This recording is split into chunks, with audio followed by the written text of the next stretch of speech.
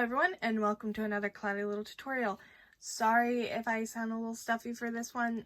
I do have a cold, but I'm trying to get my videos done anyways. So today we're going to be learning how to attach yarn. So here's a project I'm working on. These are actually for a really cute pair of Cheshire Cat fingerless gloves that I'm making a tutorial for right now. If you want to see those. But to attach your new yarn or do a yarn change, you're gonna tie off your old yarn.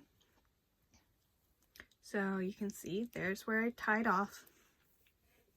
Now we're gonna make a slip knot with our new color.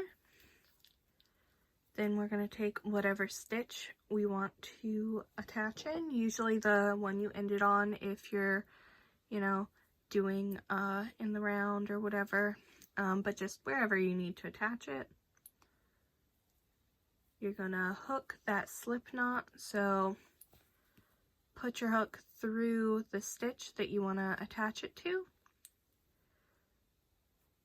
Grab that slip knot, pull it through, but don't pull the knot part through. Keep the knot part on the back side.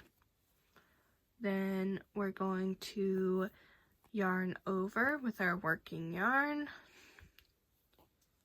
pull it through that loop, and then you can grab your tail here to tighten it and just tighten. And there you go. So this method does, leave a little bit of a knot here, but you can cover that up really easily. When you tie in the loose end, just put it in a stitch and it'll be totally fine.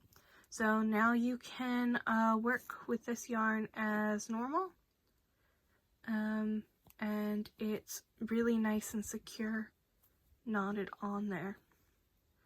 So yeah, that's how you attach your new yarn.